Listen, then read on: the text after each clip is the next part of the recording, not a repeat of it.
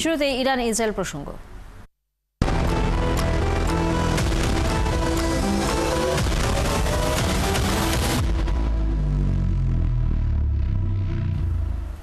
ইরানের 3টি পরমাণু কেন্দ্র লক্ষ্য করে মার্কিন হামলার পর আবারও ইসরায়েলের ভূখণ্ডে লক্ষ্য করে হামলা চালিয়েছে তেহরান। পাল্টা হামলা চালিয়েছে তেল আবিবও। ইরানের পররাষ্ট্রমন্ত্রী আব্বাস আরাগচি বলেছেন, পারমাণবিক স্থাপনায় হামলা চালিয়ে যুক্তরাষ্ট্র আন্তর্জাতিক আইন লঙ্ঘন করেছে। এ কারণে সার্বভৌমত্ব রক্ষায় সব ধরনের পদক্ষেপ নেওয়ার হুঁশিয়ারি দিয়েছেন তিনি। এর আগে ইরান যুক্তরাষ্ট্রের হামলার জবাবে পাল্টা আক্রমণ চালালে পরিণতি ভয়াবহ হবে বলে হুঁশিয়ারি দেন প্রেসিডেন্ট ডোনাল্ড ট্রাম্প। সিসি ঘটকের প্রতিবেদন।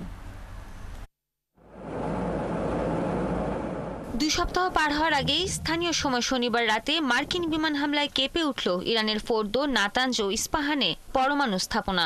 এরপরই রবিবার সকাল থেকে ইসরায়েলের দফায় দফায় ক্ষেপণাস্ত্র হামলা চালিয়েছে Iran. Tel Aviv, Jerusalem, Haifa এবং দখলকৃত পশ্চিম তীরেও আঘাত এনেছে এসব ক্ষেপণাস্ত্র। থেমে নেই ইসরায়েলও। ইরানের হামলার পর দেশটির পশ্চিমাঞ্চল লক্ষ্য করে পাল্টা হামলা শুরু করেছে দেশটির প্রতিরক্ষা বাহিনী IDF।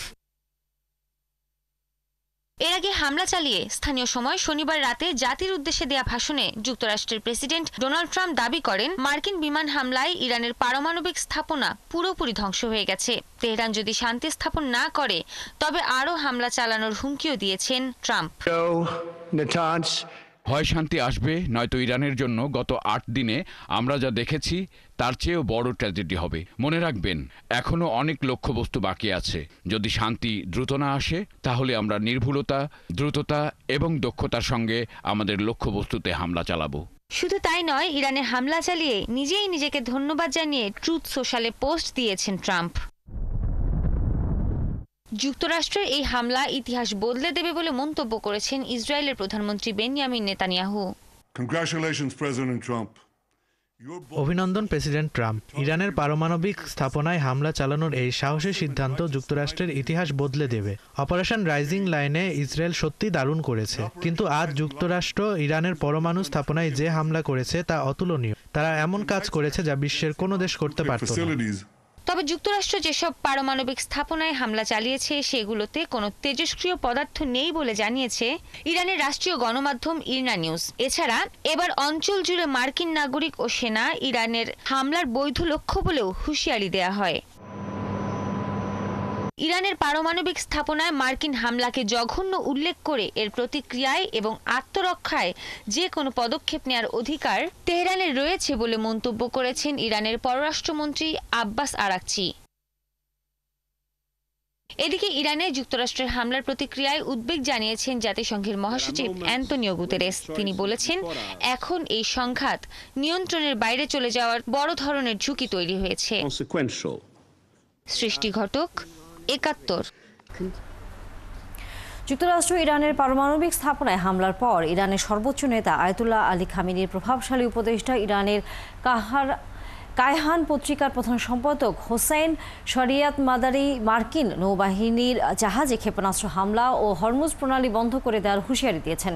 সামাজিক মাধ্যম টেলিগ্রামে কায়হানের এক বার্তায় শরিয়াত মাদারিকে উদ্ধৃত করে বলা হয়েছে, বিলম্ব না করে প্রথম পদক্ষেপ হিসেবে অবশ্যই বাহরাইনে যুক্তরাষ্ট্রের নৌবহরে ক্ষেপণাস্ত্র হামলা চালানো হবে এবং একযোগে যুক্তরাষ্ট্র, ব্রিটেন, জার্মানি এবং ফ্রান্সের জাহাজ চলাচলের জন্য হরমুজ প্রণালী বন্ধ করে দেওয়া হবে। এদিকে ইরান প্রণালীটি বন্ধ করলে বিশ্বজুড়ে তেলের দাম আকাশ ছোঁয়া হওয়ার সম্ভাবনা রয়েছে। জ্বালানি ও পরিবহন বাজার পরামর্শ সংস্থা ভার্টেক্সের তথ্য অনুযায়ী প্রতিদিন প্রায় 2 কোটি ব্যারেল অপরিশোধিত তেল, কন্ডেনসেট এবং জ্বালানি এই জলপথ দিয়ে পরিবাহিত হয়। আর এই অঞ্চলে বাণিজ্যিক জাহাজ রক্ষার দায়িত্বে আছে মার্কিন পঞ্চম নৌবহর।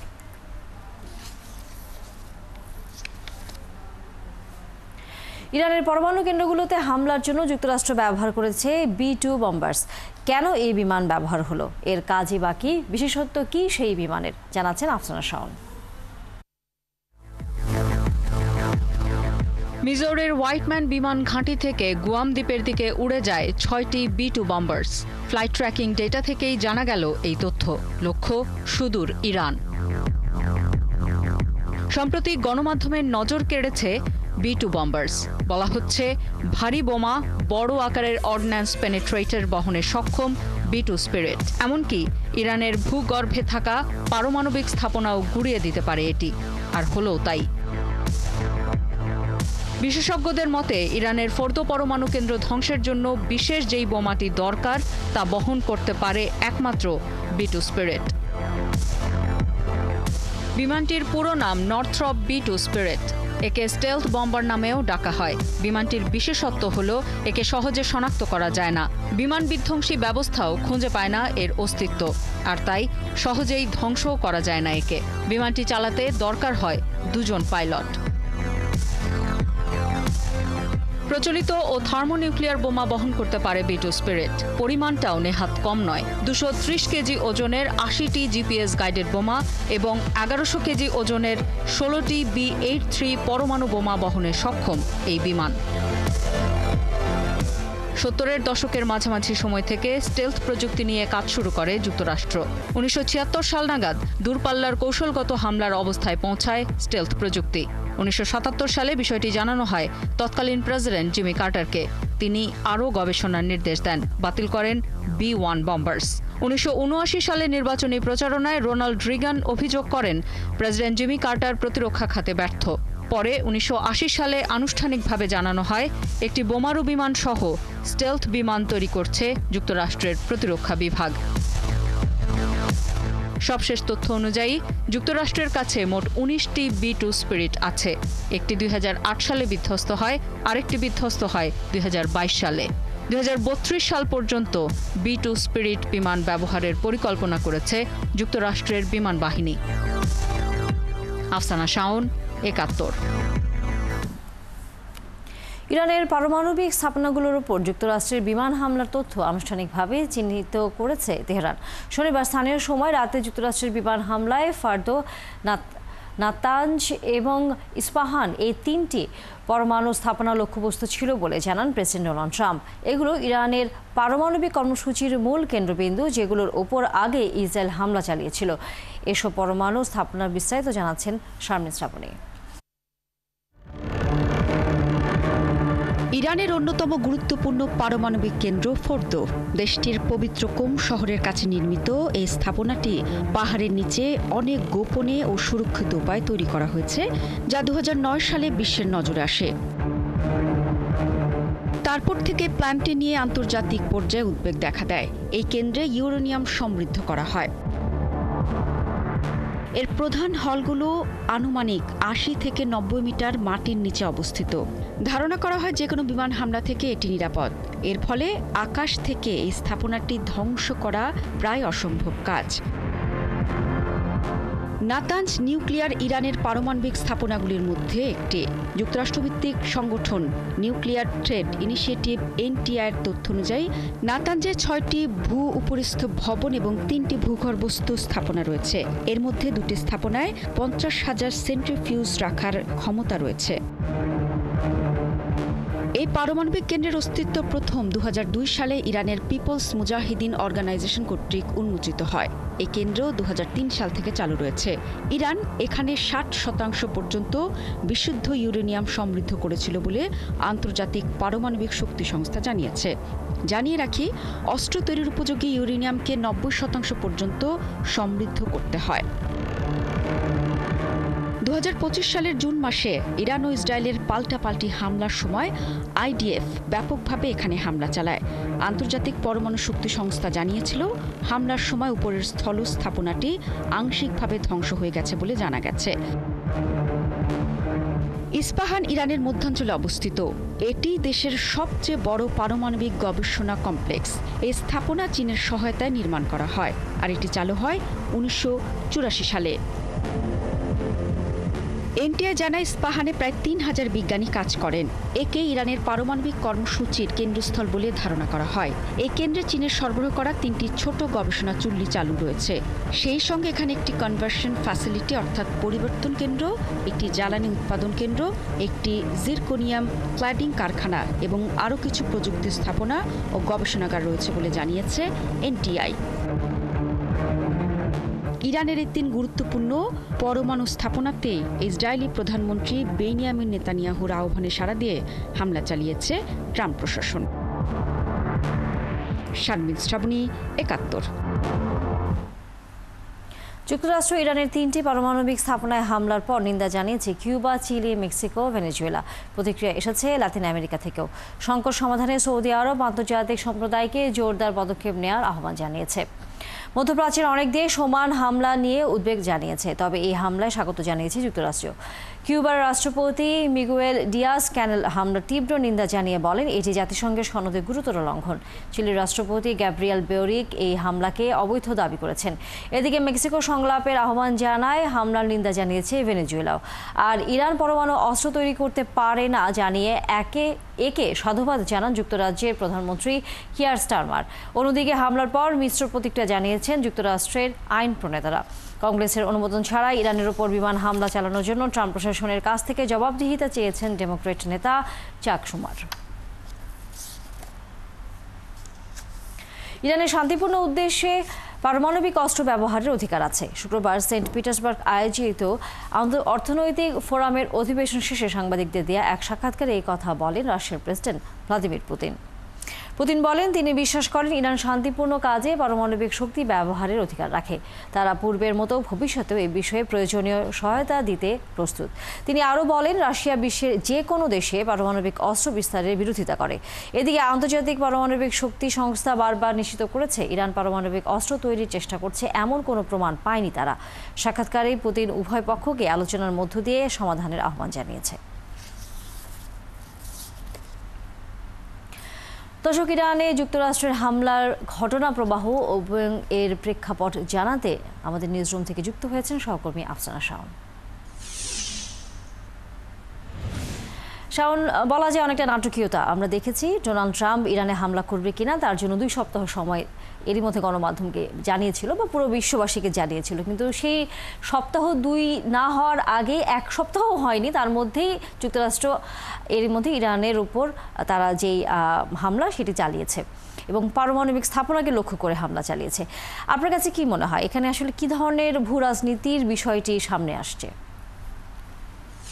ধন্যবাদ তানিয়া। যেটি আপনি বলছিলেন যে আমরা দেখেছি গত সপ্তাহেই কিন্তু ট্রাম্প বলেছিলেন যে তিনি সিদ্ধান্ত জানাবেন 2 সপ্তাহের মধ্যে, এবং আমরা দেখলাম যে 1 সপ্তাহ পার হবার আগেই হামলাটি হয়ে গেল। এবং যেই ভূরাজনীতির কথা আপনি বলছেন, যেটি মূলত মধ্যপ্রাচ্যের সঙ্গে অর্থাৎ প্রাচ্যের সঙ্গে পাশ্চাত্যের যেই রাজনীতির দ্বন্দ্ব, সেটি কেন্দ্র হয়, এটি আবর্তিত হয় মূলত যে পরমাণু চুল্লিগুলো আছে সেগুলোকে কেন্দ্র করে। আপনি দেখবেন যে ভারত পাকিস্তানকে নিয়ে যখন কথা হয় সেখানেও পরমাণু ইস্যুটি আলোচনা হয়, এবং অবশ্যই ইরানের ক্ষেত্রে তো বটেই, কারণ ইরানের ওপর কিন্তু এখন পর্যন্ত বিভিন্ন সময় নানা রকম নিষেধাজ্ঞা যুক্তরাষ্ট্রের পক্ষ থেকে আরোপ করা হয়েছে, এবং বরাবরই যুক্তরাষ্ট্র বলে এসেছে যে ইরান পরমাণু অস্ত্র তৈরি করছে। যদিও এই অভিযোগটি কিন্তু বারবারই ইরান অস্বীকার করে আসছে যে তারা আসলে অস্ত্র তৈরি করছে না, তারা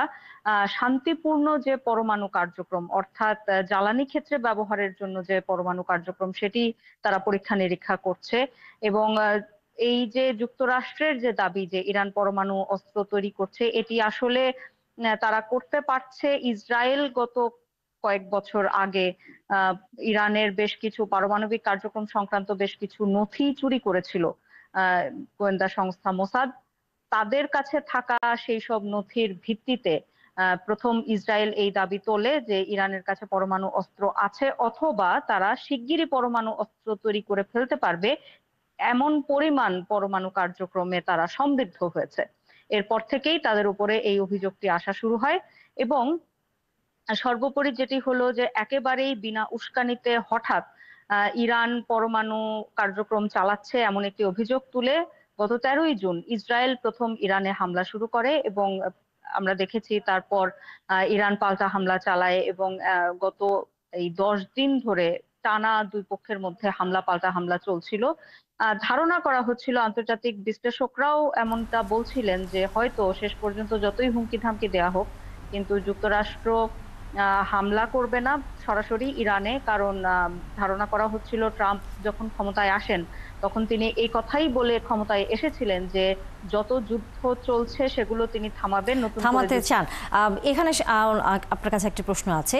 যদিও তিনি বলেছেন যে এই যুদ্ধ থামাতে চান এবং আমরা প্রথম দিকে বেশ কিছু তার বক্তব্য দেখেছিলাম যে গাজা ইসরায়েলের যে হামলা ছিল সেটি তিনি বন্ধের কথা বলেছিলেন এবং ইউক্রেন রাশিয়ার যুদ্ধ সেটি বন্ধের কথা বলেছিলেন, কিন্তু এখন তিনি নিজেই যুদ্ধে জড়িয়ে গেলেন। এখন যুক্তরাষ্ট্র যেই হামলা চালিয়েছে 3টি যে পারমাণবিক কেন্দ্রগুলোতে ইরানের, যদিও ইরানের বিভিন্ন গণমাধ্যম বলেছে যে সেখানে তেজস্ক্রিয় ছড়ানোর মতো কোনো পদার্থ সেখানে ছিল না। এখন সেই জায়গায় ক্ষতির পরিমাণটার কোনো রকম তথ্য গণমাধ্যম দিয়েছে কিনা, সেখানে পুনরায় আবারও পারমাণবিক এই শক্তি নিয়ে সেখানে গবেষণা করবার, অথবা যে ভয়টি বারবার যুক্তরাষ্ট্র থেকে ইসরায়েল বলে আসছে যে পারমাণবিক বোমা আসলে তৈরি করছে ইরান, সেটি তৈরি করবার আসলে কোনো রকম সুযোগ থাকবে কিনা এই হামলার পর? সুনির্দিষ্টভাবে তানিয়া এই বিষয়ে তথ্য এখন পর্যন্ত গণমাধ্যমে আসেনি যে কতখানি ক্ষয়ক্ষতি হয়েছে। যদিও ইরানের গণমাধ্যম বলছে যে সেখানে যেসব পরমাণু কেন্দ্রে হামলা চালানো হয়েছে সেখানে তেজস্ক্রিয় পদার্থ তেমন কিছু ছিল না। সেক্ষেত্রে ধারণা করা হচ্ছে যে যেহেতু ধারণা করাই হচ্ছিল যে যুক্তরাষ্ট্র হামলা চালাতে পারে এবং নিশ্চয়ই তাদের কাছে গোয়েন্দা তথ্যও ছিল, সেই ক্ষেত্রে ধারণা করা হচ্ছে যে তারা তাদের মূল যে পারমাণবিক যেসব পদার্থ আছে সেগুলো সেখান থেকে সরিয়ে ফেলেছিল আগেই। কাজেই এখন পর্যন্ত সুনির্দিষ্টভাবে ক্ষয়ক্ষতির তথ্য পাওয়া যাচ্ছে না, যায়নি। এবং ভবিষ্যতে ওই জায়গাগুলোতে ট্রাম্প যদিও দাবি করেছেন যে পরমাণু কেন্দ্রগুলো পুরোপুরি এবং সম্পূর্ণভাবে ধ্বংস করে ফেলা হয়েছে, কিন্তু ইরানের পক্ষ থেকে এ বিষয়ে এখন পর্যন্ত আনুষ্ঠানিক কোনো বিবৃতি পাওয়া যায়নি যে কতখানি ক্ষয়ক্ষতি হয়েছে, আসলেও পুরোপুরি ধ্বংস হয়ে গেছে কিনা, একেবারেই নতুন অবকাঠামো নির্মাণ করতে হবে কিনা, এগুলো সময়ের সাথে সাথে নিশ্চয়ই আমরা জানতে পারবো। অবশ্যই আফসানা শাওন, সারা বিশ্বের মতো বাংলাদেশও নজর থাকবে এই যুদ্ধ শেষ পর্যন্ত আসলে কোন দিকে পৃথিবীকে নিয়ে যায়। ধন্যবাদ আপনাকে, আবারও হয়তো যুক্ত হব। দর্শক, আমরা আন্তর্জাতিক প্রসঙ্গে আলোচনা করছিলাম ইরান এবং ইসরায়েলের যুদ্ধ নিয়ে। এর মধ্যে যেহেতু যুক্তরাষ্ট্র এর মধ্যে যুক্ত হয়ে গেছে, নানা রকম আসলে ভূ রাজনৈতিক বিষয়গুলো নিয়ে আলোচনা হচ্ছিল সহকর্মীর সাথে। আমরা একটু দেশের খবরে ফিরতে চাই। এই মুহূর্তে ফরেন সার্ভিস একাডেমিতে জাতীয় ঐক্যমত্য কমিশনের সাথে দ্বিতীয় দফায় যে রাজনৈতিক দলগুলোর বৈঠক চলছে সেখানে কথা বলছেন জামায়াতে ইসলামীর প্রতিনিধি দলের নেতারা। আমরা সরাসরি সেখানে যুক্ত হচ্ছি।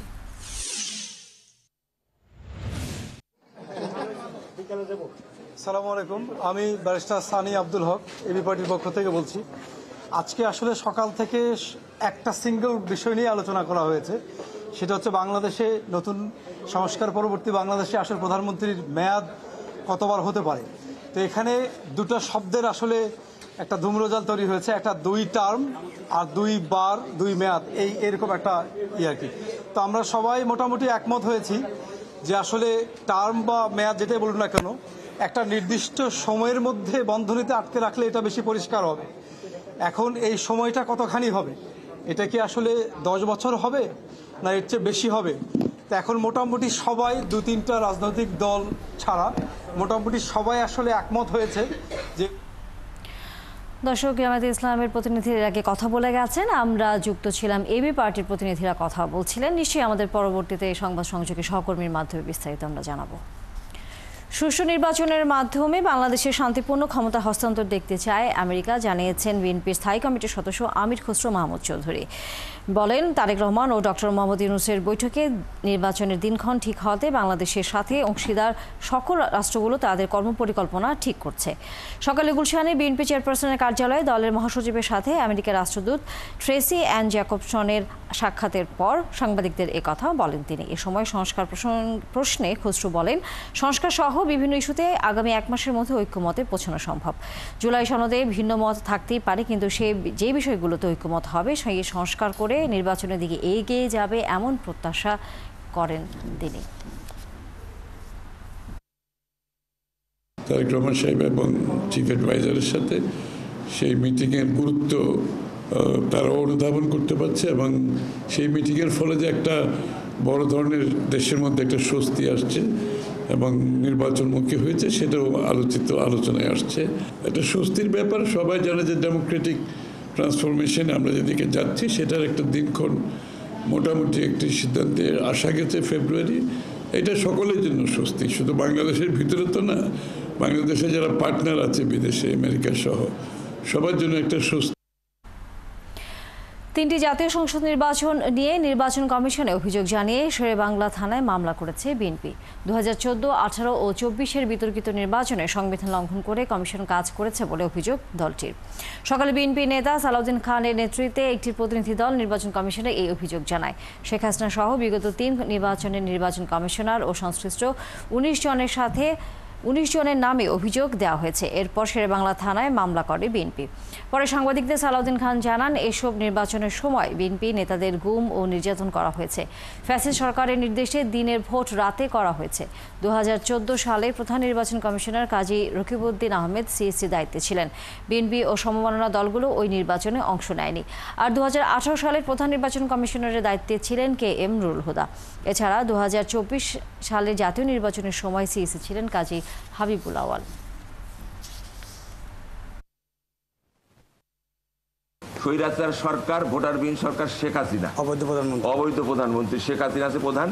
আর প্রধান নির্বাচন কমিশনার 2014 সালে যারা কমিশনার ছিলেন তারা, 2018 সালে প্রধান নির্বাচন কমিশনার ছিলেন যারা, তাদের সাথে কমিশনার, তাদের সাথে সচিব, এবং সর্বশেষ 2024 সালে যে নির্বাচন করেছে প্রধান নির্বাচন কমিশনার এবং তাদের কমিশনার বিন্দু সচিব সহ সংশ্লিষ্ট যারা আইন শৃঙ্খলা বাহিনী যারা অতি উৎসাহে জড়িত আছে তাদের আমরা নাম উল্লেখ করেছি। এটা ওনারা অনুসন্ধান করে ব্যবস্থা নেবেন। রাজনৈতিক দল হিসেবে নিবন্ধন পেতে আজ নির্বাচন কমিশনে আবেদন করবে জাতীয় নাগরিক পার্টি এনসিপি। দুপুরে নির্বাচন কমিশনে নিবন্ধনের আবেদন করতে যাবেন দলটির নেতারা। এরই মধ্যে গঠনতন্ত্র চূড়ান্ত করেছে দলটি। এর আগে গত 10 মার্চ নতুন রাজনৈতিক দলের নিবন্ধন দিতে বিজ্ঞপ্তি প্রকাশ করে ইসি। দল হিসেবে নিবন্ধন পেতে 20 এপ্রিল পর্যন্ত সময়সীমা বেঁধে দেয় কমিশন। এরপর নিবন্ধনের আবেদনের সময়সীমা 90 দিন বাড়ানোর অনুরোধ জানায় এনসিপি। পরে 22 জুন পর্যন্ত রাজনৈতিক দলের নিবন্ধনের সময়সীমা বাড়ানো হয়। এদিকে গণতন্ত্র চর্চায় সর্বোচ্চ গাফিলতি যাতে না হয় তেমন একটি গঠনতন্ত্রের প্রস্তাব রেখেছে দলটি, যা দেশের রাজনীতিতে অভ্যন্তরীণ গণতন্ত্র চর্চার ক্ষেত্রে আদর্শ হয়ে থাকবে বলে মনে করে দলটির নেতারা।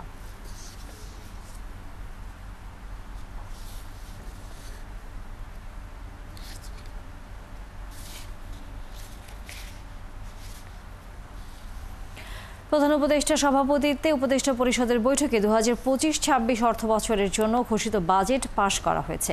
প্রধান উপদেষ্টার কার্যালয়ে সকালে এই বৈঠকটি হয়।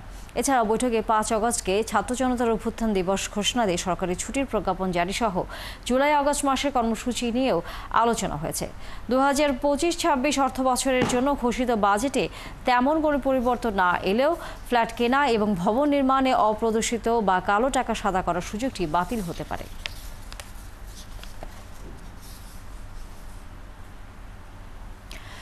সকল রাজনৈতিক দলকে ছাড় দিয়ে একমতে পৌঁছানোর আহ্বান জানিয়েছেন ঐক্যমত্য কমিশনের সহসভাপতি আলী রিয়াজ।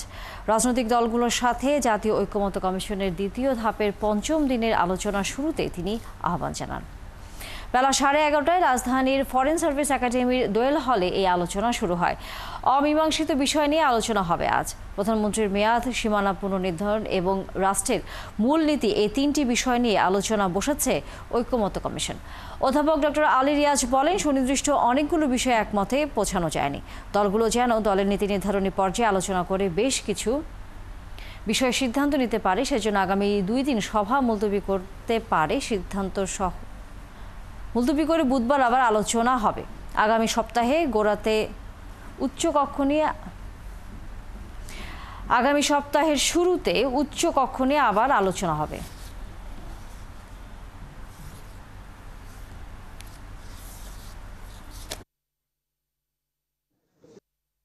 আমি মনে করি যে এই আলোচনার মধ্য দিয়ে আমরা অন্ততপক্ষে রাজনৈতিক দলগুলোর কাছাকাছি আসার অনেক সুযোগ তৈরি হয়েছে এবং সেটা আমরা লক্ষ্য করছি। তারপরেও আমি স্মরণ করিয়ে দিই যে আমাদের আসলে সুনির্দিষ্ট সময়ের মধ্যে যেহেতু কিছু বিষয়ে এক জায়গায় আসতে হবে, ঐক্যমত্য তৈরি করতে হবে, সেই জন্য প্রত্যেকেই যে মানসিকতার জায়গা থেকে আপনারা শুরু করেছেন সেটা একটু শক্তিশালী করুন। সেটা হচ্ছে ছাড় দেওয়ার প্রয়োজন হবে এবং সেই ছাড় দেওয়ার ক্ষেত্রে যদি প্রয়োজন মনে হয় সেক্ষেত্রে আপনারা আপনাদের নীতি নির্ধারকদের সাথে কথা বলুন। বাংলাদেশে অবাধ, সুষ্ঠু ও নিরপেক্ষ নির্বাচন হবে এমন প্রত্যাশা করে জাপান। এজন্য দেশটির পাশে থাকার কথাও জানিয়েছেন জাপানের রাষ্ট্রদূত সাইদা সিনিচি। রবিবার সকালে মগবাজারের কেন্দ্রীয় কার্যালয়ে জামায়াতের আমির ডক্টর শফিকুর রহমানের সাথে সৌজন্য সাক্ষাৎ শেষে সাংবাদিকদের কথা বলেন তিনি। সাইদা জানান, স্থানীয় বৈশ্বিক সব বিষয় নিয়ে এই বৈঠকে আলোচনা হয়েছে। এ সময় দলের পক্ষ থেকে জামায়াতের সেক্রেটারি জেনারেল জানান, বাংলাদেশের শিল্প, বাণিজ্য, কৃষি, শিক্ষা সহ বিভিন্ন বিষয়ে জাপানের সাথে আলোচনা হয়েছে। শীঘ্রই দুই দেশের মধ্যে এ সম্পর্কিত একটি যৌথ আলোচনা হবে বলেও জানান তিনি। এছাড়া জাপান বাংলাদেশের সংস্কার কার্যক্রমকে অবহিত আছে বলেও জানান গোলাম পারওয়ার।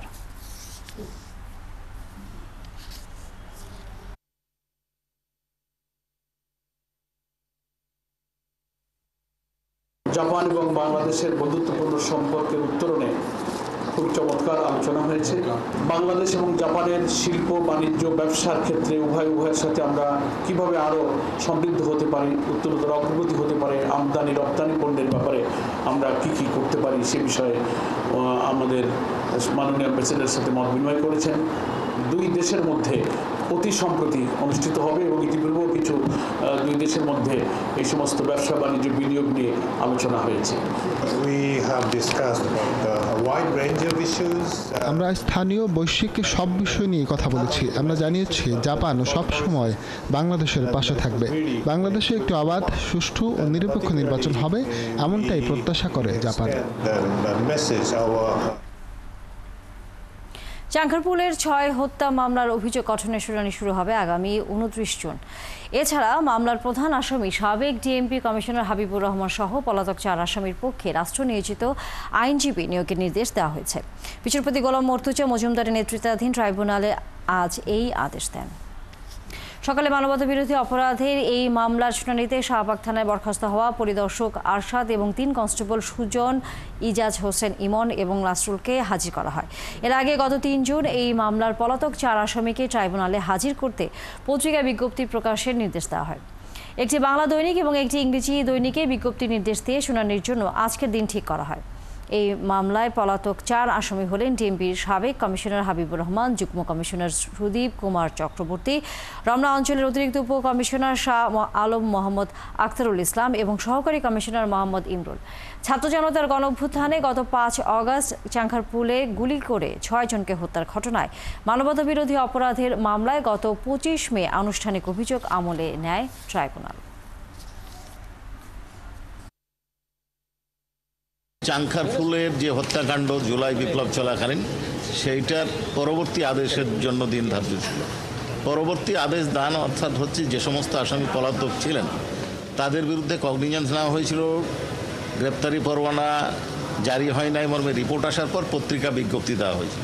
পত্রিকা বিজ্ঞপ্তি ট্রাইব্যুনালে জমা দেওয়া হয়েছে। পরবর্তী তারিখ 29শে জুন চার্জ হিয়ারিংয়ের জন্য নির্ধারণ করা হয়েছে। গাজীপুরে দায়ের হওয়া হত্যা মামলায় সাবেক শিল্প উপদেষ্টা সালমান এফ রহমান, সাবেক আইনমন্ত্রী আনিসুল হক, সাবেক খাদ্যমন্ত্রী কামরুল ইসলাম ও সাবেক আইজিপি আব্দুল্লাহ আল মামুনকে কারাগারে পাঠিয়েছে বিচারক। রবিবার সকালে গাছা থানায় দায়ের হওয়া হত্যা মামলায় তাদের গাজীপুরের মেট্রোপলিটন ম্যাজিস্ট্রেট আদালতে হাজির করা হয়। পরে মামলাগুলোতে গ্রেফতার দেখিয়ে বিচারক ওমর ফারুক তাদের কারাগারে পাঠানোর নির্দেশ দেন। তারা গত বছর বৈষম্য বিরোধী ছাত্র জনতার অভ্যুত্থানের পর হওয়া হত্যা মামলার এজাহারভুক্ত আসামি। কেউ তাকে চিনতেন মিস্টার 10% নামে, আবার কারো কাছে পরিচিত ছিলেন নগদে ঘুষ গ্রহণকারী হিসেবে। অবসরের পর এখন থাকেন গুলশানের 12,500 বর্গফুটের ফ্ল্যাটে, যেটির দাম 25 কোটি টাকা। বলছি বিদ্যুৎ উন্নয়ন বোর্ড পিটিভির সাবেক চেয়ারম্যান খালেদ মাহমুদের কথা। স্ত্রীর নামেও তিনি গড়েছেন অনেক সম্পদ। বিদেশি অর্থ পাচারের অভিযোগ আছে এই দম্পতির বিরুদ্ধে, যার তদন্তে নেমেছে এনবিআরের কর গোয়েন্দা ইউনিট। রুহুল আমিনের রিপোর্ট। শ্বেতপত্র কমিটির বিচারে বিদ্যুৎ ও জ্বালানি যদি হয় শীর্ষ 4 দুর্নীতিগ্রস্ত খাতের একটি, তবে এই বিদ্যুৎ ভবন হবে দুর্নীতির আতুর ঘর। এখানে তৈরি আইনকানুন এবং দেখভালের মারপ্যাচে আওয়ামী লীগ আমলে 9-6 হয়েছে অন্তত 72,000 কোটি টাকা। এসব টাকা পুঁজিপতিদের পকেটে যেমন গেছে, তেমনি কর্তাদের পকেটেও গেছে। তেমনই এক কর্মকর্তার সম্পদের কিছু তথ্য তুলে ধরছি। বিদ্যুৎ উন্নয়ন বোর্ড পিডিবির সাবেক চেয়ারম্যান খালেদ মাহমুদ সহকারী প্রকৌশলী হিসেবে কর্মজীবন শুরু করেন তিনি। পিডিবি চেয়ারম্যানের চেয়ারে বসেন 2016 আগস্টে। 2017 সালের ডিসেম্বরে তার চাকরির মেয়াদ শেষ হলেও 2 বছরের জন্য চুক্তিভিত্তিক নিয়োগ দেয় সরকার। তার সময়ই হয় ভারতের আদানির সঙ্গে বিতর্কিত বিদ্যুৎ চুক্তি। দেশের ভেতরেও ডজনের বেশি কোম্পানির সঙ্গে চুক্তি করে পিডিবি। গ্রীষ্মের এক পরন্ত বিকেলে রাজধানীর অভিজাত এলাকা গুলশান 2-এর 50 নম্বর সড়কে একটি বাড়ির খোঁজে আমরা। বিলাসবহুল আবাসন নির্মাতা শান্তা গ্রুপের তৈরি সেই ভবনের ডুপ্লেক্স ফ্ল্যাটে বাস খালেদ মাহমুদের। আয়কর নথির সঙ্গে বারবার মিলিয়ে আমরা ভবনটিতে যাই 2 দিন, কিন্তু ভেতরে যাওয়ার অনুমতি মেলেনি। সাংবাদিক আসার খবরে সব জানালা বন্ধ করা হয় ভেতর থেকে। খালেদ মাহমুদের থাকার কথাও অস্বীকার করেন নিরাপত্তা রক্ষীরা। আমাকে সব ইনফরমেশন দিয়ে গেছে যে বিল্ডিংয়ে কেউ নাই, মানে ওনারা গেছে মানে গেছে হজে গেছে। 2022 সালের অক্টোবর থেকে 2023 সালের অক্টোবর সময়ে 12,678 বর্গফুটের এই ফ্ল্যাট আয়কর নথিতে দেখান খালেদ মাহমুদ। দাম 24 কোটি 20 লাখ টাকার বেশি, 21 কোটি শোধ করেন নগদে। যদিও এর বাজার মূল্য আরও বেশি বলছেন গোয়েন্দারা। এটি কিনে কালো টাকা সাদা করার সুযোগ নেন খালেদ। কর দেন মাত্র 96 লাখ টাকা, তবে টাকার উৎস আয়কর নথিতে নেই। এভাবে সম্পদ অর্জনে দুর্নীতি হয়েছে বলে মনে করেন টিআইবির নির্বাহী পরিচালক। এই ঘটনার মধ্যে একটা অত্যন্ত উৎকৃষ্ট দৃষ্টান্ত যে এই যে কালো টাকা বৈধতার সুযোগটা তিনি নিয়েছেন, এই সম্পদটাকে অবৈধ সম্পদের কথা নিজেই স্বীকার করে নিয়েছেন, তিনি অবৈধ সম্পদের মালিক হয়েছেন। পূর্বাচলেও সরকারের কাছে জমি নিয়েছেন খালেদ মাহমুদ। 25 নম্বর সেক্টরে তার প্লটটি 7 কাঠার বেশি। জন্মস্থান ময়মনসিংহেও 3000 বর্গফিটের ফ্ল্যাট আছে তার, যার দাম দেখানো হয়েছে 52 লাখ টাকা প্রায়। ব্যাংকে এফডিআর আছে 2.25 কোটি টাকার, আছে কোটি কোটি টাকার সন্দেহজনক লেনদেনও। এবার চোখ দেয় খালেদ পত্নী সাইমা জোহরার কিছু সম্পদে।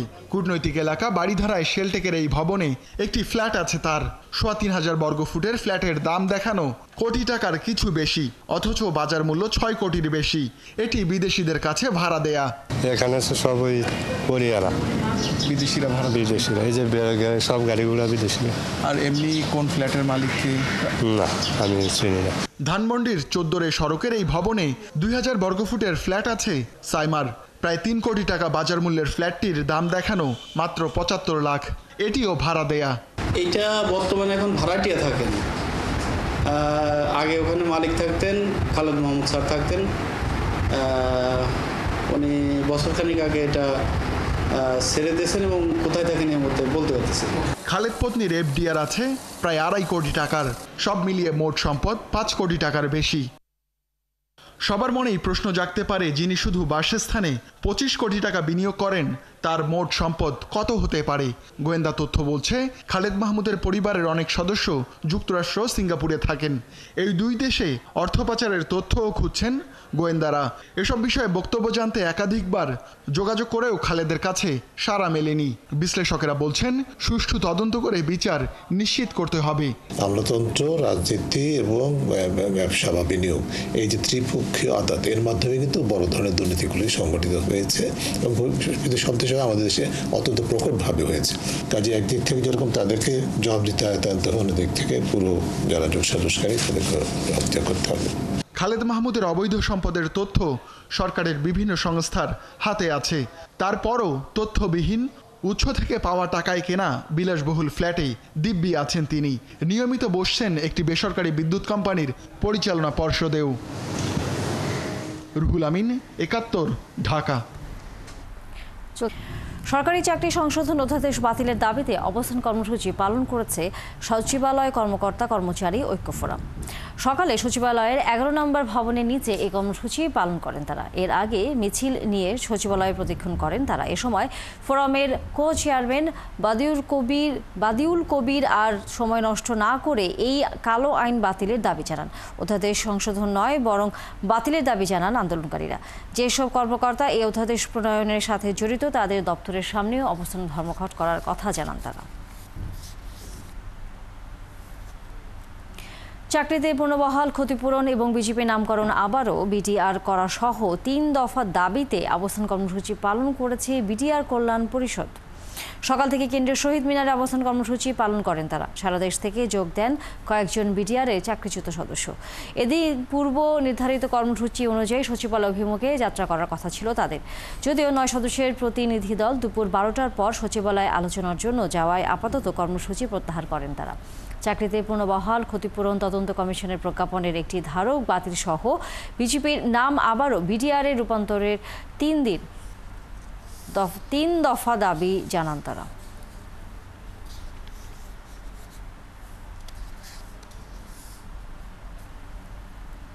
2013 সালে জাতীয়করণকৃত প্রাথমিক বিদ্যালয়ের শিক্ষকরা 3 দফা দাবিতে আজ সকাল থেকে শহীদ মিনারে অবস্থান করেছে প্রাথমিক শিক্ষক সমিতি। 2013 সালের বেসরকারি প্রাথমিক বিদ্যালয় থেকে জাতীয়করণের পর থেকে সরকারি টাইম স্কেল পেয়ে আসছিলেন শিক্ষকরা, কিন্তু 2020 সালে অর্থ মন্ত্রণালয়ের এক প্রজ্ঞাপনের মাধ্যমে অবসরপ্রাপ্ত শিক্ষকদের আগে পাওয়া টাইম স্কেলের টাকা কেটে নেওয়া হচ্ছে। তাদের প্রধান অভিযোগ এই নিয়ে। এছাড়া শিক্ষকদের জ্যেষ্ঠতা নিয়ে বিদ্যমান জটিলতা নিরসন এবং প্রধান শিক্ষক নিয়োগে বঞ্চিতদের বহাল রাখার দাবিতে আন্দোলন বলে জানিয়েছেন তারা। দেশের বিভিন্ন প্রান্ত থেকে শিক্ষকরা শহীদ মিনারে এসে জড়ো হয়েছেন। দাবি আদায় না হওয়া পর্যন্ত তারা শহীদ মিনার ত্যাগ করবেন না বলে হুঁশিয়ারি দিয়েছেন।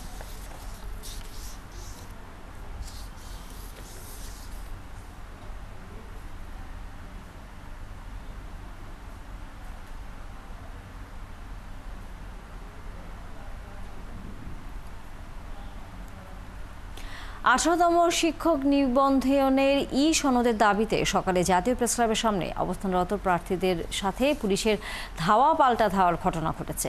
সে সময় লাঠিচার্জ ও সাউন্ড গ্রেনেডও নিক্ষেপ করা হয় পুলিশের পক্ষ থেকে।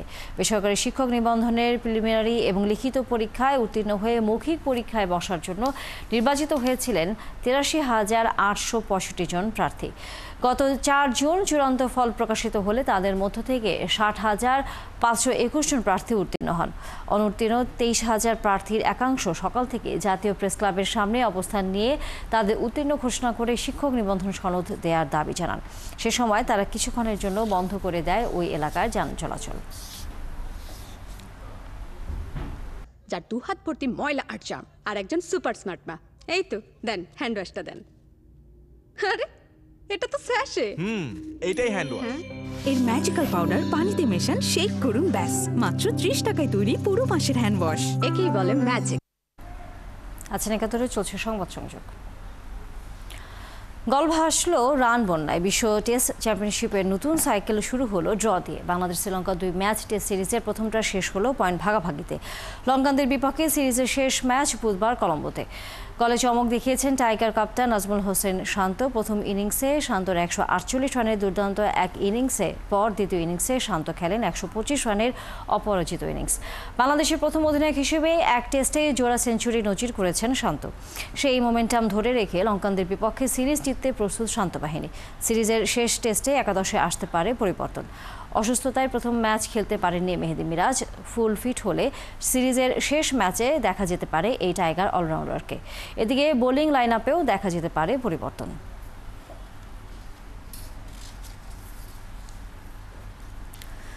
চলছে সংবাদ সংযোগ। সরাসরি সংবাদ অনুষ্ঠান দেখতে থাকুন ৭১ ফেসবুক পেজে এবং সাবস্ক্রাইব করুন ৭১-এর ইউটিউব চ্যানেল। থাকুন ৭১-এর সাথে।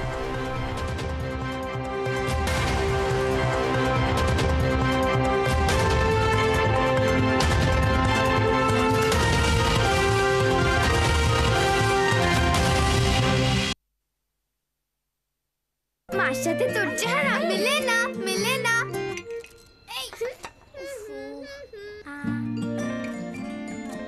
ধর, ভাগ্যিস করিয়ে এনেছিল, না হলে ওয়ার্ল্ডের বেস্ট বোনটা পেতাম কি করে। দুই পাশে দারুণ মজার বিস্কিট, মাঝখানে সফট ক্রিমের অ্যাটাচমেন্ট, ফ্রেশ ফানফিল বিস্কিট।